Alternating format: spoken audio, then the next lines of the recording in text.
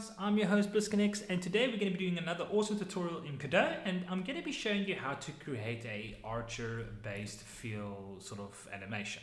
Now currently, just to prep the scene, I've got my little archer here. I've got a, you could say, collider, which is like a rock, and then I've got an enemy that's hopping around here. So if I go ahead and shoot this rock, you'll see that it's got sort of an effect to it, you know, a bounce off effect, because it's obviously hitting the collider, which makes it pretty cool. And this can still be tidied up. I'm going to maybe break these arrows upon impact and then letting them expire. We do have a current countdown, but we've also gone ahead and made a different effect for when we shoot the current sort of enemy. So if I go ahead and shoot the enemy, you can see it sticks, and obviously it will stick from all directions as well, which is pretty cool if you ask me. So this gives it a real nice feel of reality opposed to it just being, you know, messy. This gives it a real good look, as if you were to shoot something with a bow and arrow. That's potentially what it would look like from the different angles. So I'm going to show you guys how to do that, and then in our next video we'll probably just polish it up and I'll really get it all nice and tight. But this will just be the fundamentals and the basics. Right guys, so over onto our world there's a number of elements you need to do to prep your scene. So I've already gone and done that, so I'm going to step you through that, and then we will begin the code together. So firstly, here you can see in my world, I've got obviously my slime character and my player. I've gone ahead and created a arrow scene, which is really consisting of an arrow rigid body 2D. This is vital. You could use area 2D, but I've made use of the rigid body 2D, which I'll explain later. And then furthermore, we've got our sprite, which is got a little PNG here that I've gone ahead and selected. And then we've got a collision on it to detect, obviously, if we collide with something that is a solid or that has the colliding property. So you would need to set those three, which is vital, and then go ahead and add yourself another script and attach a script, to this method, to this node, this rigid body 2D. Over on our slime, I've gone ahead and done the same, a rigid body, obviously our enemy. I've created an animated sprite. In this case, you can make use of sprite or whatever it is, but I've gone ahead and also added a subchild, which is going to be our position 2D. So right here, all you need to do is just right click and say add child node, and then select position 2D, and that will create then this, and I've gone ahead and called that arrow hit point. Now this is vital because I'm using this as a, you could say, a stand-in for where I want the arrows to sort of hit.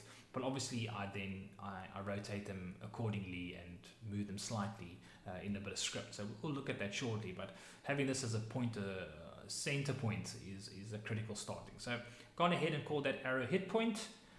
Over onto my player, I've done the same thing where I want to spawn the arrow. I've sort of set it to the center for now, or around the body, but this is something I want to work on because I want this to be a very seamless animation, but for now it seems to look tidy.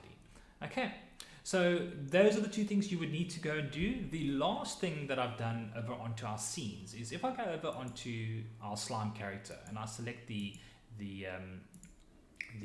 rigid body, I think it is slime, but it could just be the world scene.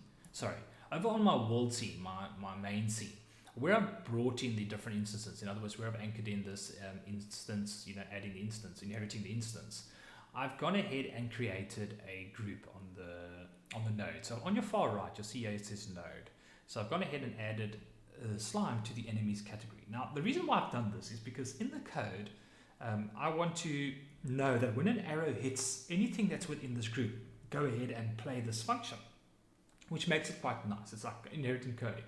You know, instead of recreating the function the whole time, at least then I know that this functionality between hit and enemy will apply to everyone in that group. So just some food for thought when you guys are coding to make use of the group nodes, essentially. Right, so over onto our scripts, we're going to do a number of things. So yeah, you can see it's our arrow. We've got the extended rigid body 2D, which is just a blank script. Like I said, I'm using the rigid body 2D. You can obviously make use of area 2D as well when it comes to projectiles, but in this case I'm using the rigid body. Over onto my slime, you can see it's also just it extends the chromatic body 2D, which is similar to my player, and then obviously we're going to reference the arrow inside our player, which I've already gone and done here. You'll see arrow projectile. I'll go and call this constant over on my player script, and then I have gone and nominated that area where you see it says arrow position. This is just for me to spawn the arrow off the player's body. So if I go back to the 2D scene and I go onto my player, yeah, you'll see it says arrow position. I want to spawn the arrow there, as I said. So that's the only difference what I've got on mine, which you might not use. You might want to spawn it differently, but that will be my trigger points theoretically after animation played, call a function, and it's going to spawn here. So back to scripts, you'll see I've just referenced that. I'm calling the arrow scene, and then I'm referencing this position on this current node, which is the arrow position, and then I'm going to spawn it. Right, so before I can do that, I need to obviously create it. So over on our extended body, there's a number of things that we're going to need to do. So the first one we're going to need to do is create a constant, which is going to be our cast velocity constant. So yeah, you can see I've got my cast velocity, I set it to vector 2, and then I've set a range to this. Okay, so the next thing I'm going to need to do is create a velocity variable, which will just reference our vector 2 in this case, and that I'm just going to set to 0 for now, okay, the y and the x-axis. Then I'm going to go ahead and do a few other bits, and the first thing that I want to do is obviously I want to set the lifetime variable of how long the arrow is going to stay created if I miss let's say an enemy and I hit a tree, or in fact trees we might actually want to leave arrows there, but let's say the rock is the perfect example. If I hit the rock, which we had over on our scene, if I go back to our scene here and you see these rocks, if I hit this rock, so they bounced off as you saw based on the collider of this rock, then we want to expire the arrow. We don't want that object to exist in the game. All we're going to do is clutter up memory, etc. So after a number of seconds, and we'll make that a what we call a dynamic variable that you can set obviously in the script parameters, that we want to expire that maybe after 10 seconds or so. Just giving it a real effect, essentially bouncing off, landing on the ground, and then expire after a couple of seconds. Right, so that will be the objective there. So for that, we basically just go ahead and we use the export, making it a variable that we can access within the script, and we set the lifetime of that to 10 as default. Right. The next thing I'm going to want to do is obviously the arrow damage. Now this applies to the arrow script, so obviously I'm going to put that in here as well. Again, it's going to be an extended variable in which I can obviously access via the script, the inspector, and that I'm going to set to 10 as a default for now. Right, then the very next thing I need to do is obviously get the arrow angle, and in this case that is going to be var angle, and we'll just set that to 0, null for now, because we don't actually know what the angle is as of yet. Right, so coming back down to our script, we need to do a number of things, and for that I'm normally going to make use of the function ready function, but I'm going to wrap it into a function, the script function. So yeah, you'd see your function ready, and yeah, we can just go ahead and place our code, but in my case I'm going to go ahead and create this another function. I'm going to call that launch arrow, okay, and then just call that in the function ready. This is just for me a lot tidier opposed to dropping everything in the ready function. That's why I know what I'm changing theoretically. Okay, so I'm going to just go ahead and call this function in the ready function, and that will be our launch arrow, which refers to this function, yeah, and then we can then furthermore go ahead and place our code inside this function. Right, so what we're going to do here is a number of things. We need to create the impulse, which is a rigid body component, and then cast velocity, and then obviously manage the rotation. So for that, really simple, I'm going to go ahead and apply I'm just copying and pasting from my reference here, so that you know, it just makes it a lot easier than having to type it all out to speed up the video. So yeah, we go basically apply the impulse, we use an empty vector, we cast it to a new vector, which is obviously this velocity range here, and then we set the rotation, which is what we're going to pass obviously. And then the angle is quite easy. We basically just fill the angle, which we've gone ahead and assigned here as a null variable. We're going to set it to this rotated, so that we know what the angle is when we pass this through to the enemies, so that when we hit them we know at which way the arrow came in, opposed to having the arrow all just stay on the left hand side for argument's sake, and you shot him on the right and the arrow's hanging on the left. Will look kind of silly. All right. The next thing we need to do is create a function that is going to be used for our self-destruct. Now, self-destruct is, as I mentioned to you, that will work with the timer, that once that time expires, go ahead and then self-destruct. So we're going to go ahead and just create that as well. And we set the timer by using the yield method, And here you can see yield, get tree, create the timer, which is referring to this tree, get the timer and set the timeout. Okay, and then once we've done that, we can go ahead and obviously queue free, which then goes and releases that item.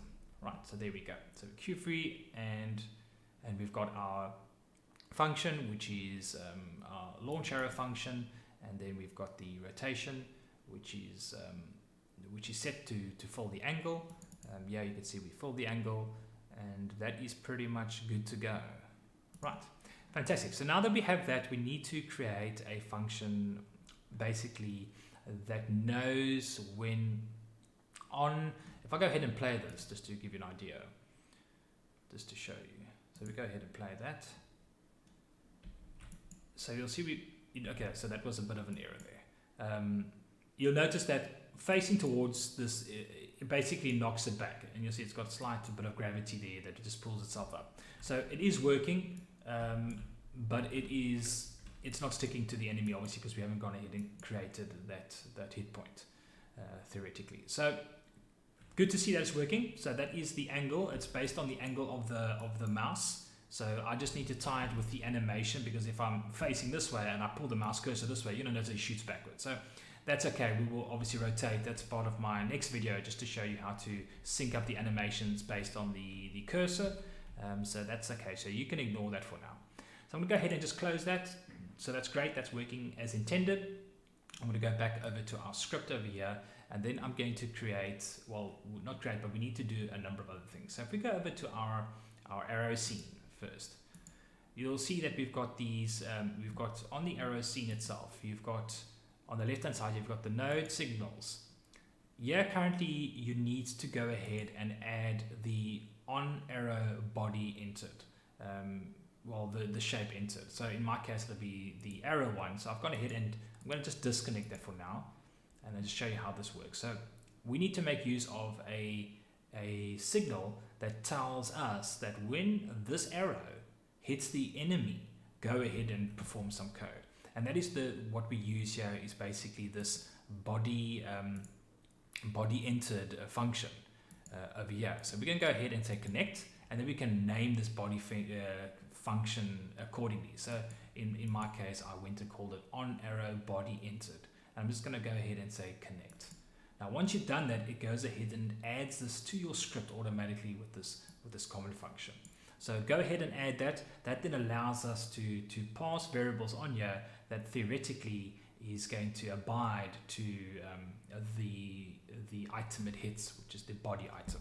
Right, so once you've gone ahead and done that, you can go ahead and make sure the following is set. And that is, if you go over to your 2D, as I mentioned, and you go over to your world, you need to now go and place all these scenes that you've gone and added here in the inheritance. You need to go and place them to the group. So if I go over to my group, you'll see I've got an enemies group here.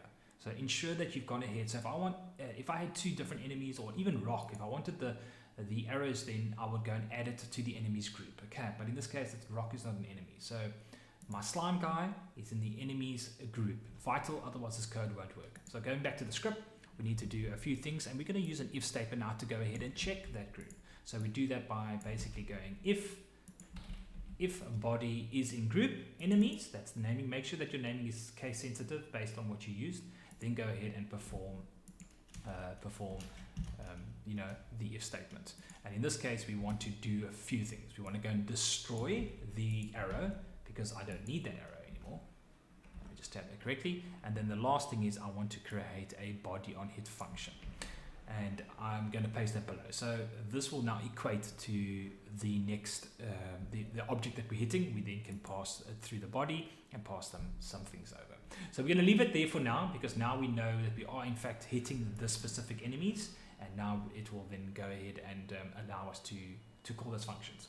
So going over now to my slime little character, you'll see we've got our little slime guy. We're going to do a few things here as well. The first thing we need to do is we need to create a reference to the hit point. Now, why do I say that? Because we want the arrows to stick out. So if I go over to my 2D script, again, I mentioned this in the beginning, but we'll reference it again.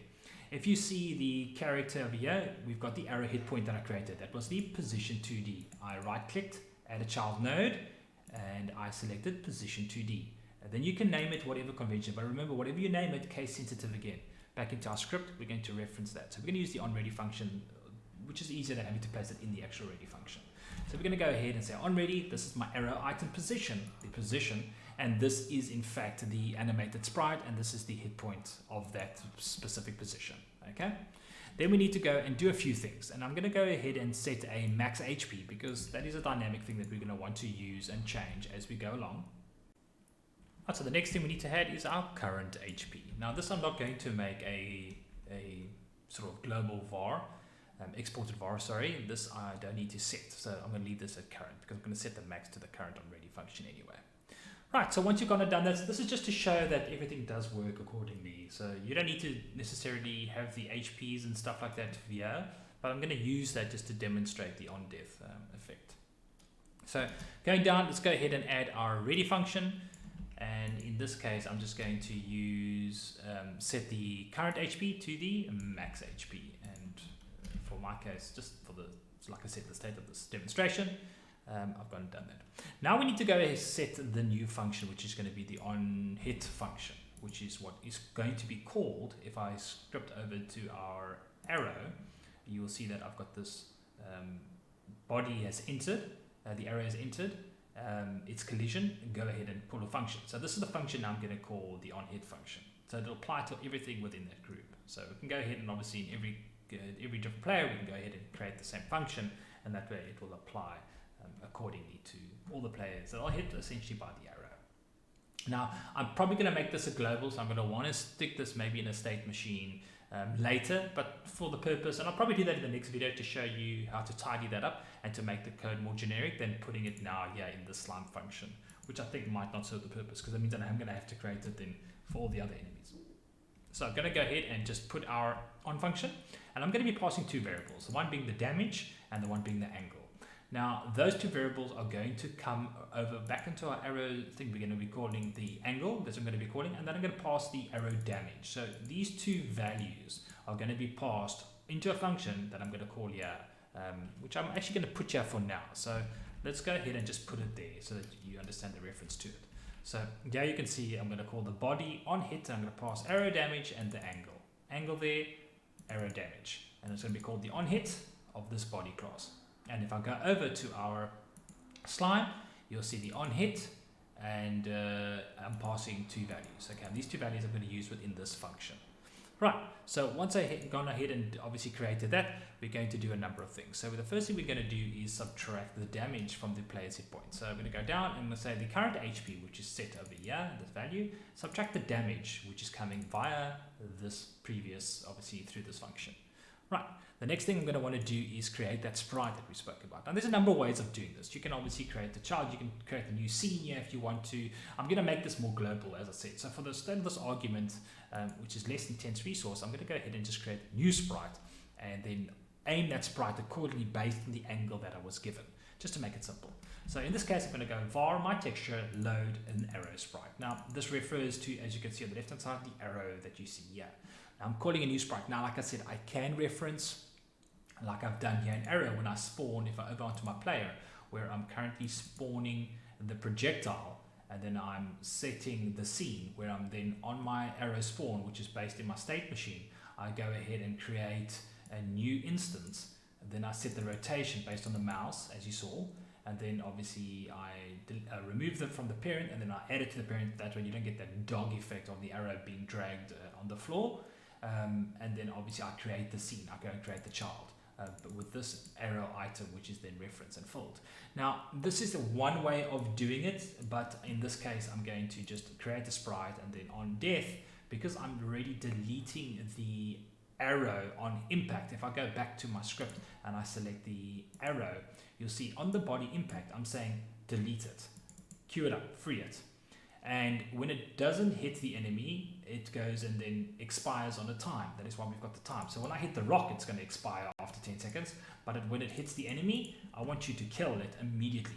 So in this case, it works for me this way around, because that's why I can actually set the arrows really nice and tidy on the enemy itself.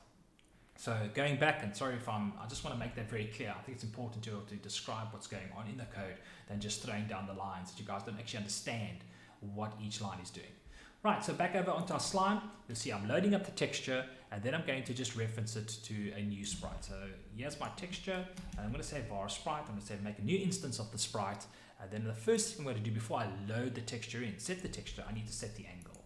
So I'm going to go down below, I'm going to go sprite, which is referring to this new instance of the sprite, look at the angle, and then set the angle. So I want to set the angle based on that, and then I want to set an offset. Now, the reason I use the offset is because of the hit point. I don't want if I go over to my scene, and I look at the arrow, and let's just say that this is the world here. I don't want the arrow to be sort of like this. I want it to, its point, and then I want it to stick out. It's the sort of area I want it to come into the point, and I want it to stick out. I don't want it to sort of halfway hover like it's hanging on top of the character, and that is why I'm now going to do an offset. And how I worked my offset out was really simple. I went over to my arrow, and where I've got the collision shape here, if you click on the collision, let me just hide sorry, I've got it hidden.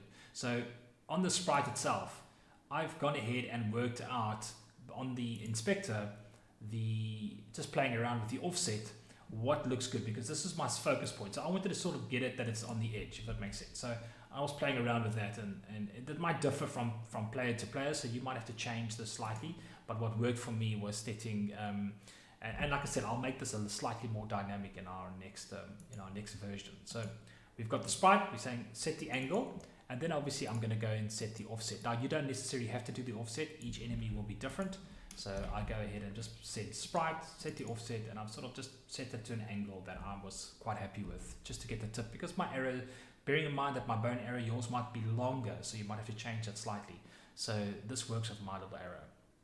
Right, and then I go ahead and obviously apply the texture, and then I need to go ahead and then add that texture to my current sprite, to my current enemy. So that sprite to the current enemy. So I go the arrow position, which is what I referenced here.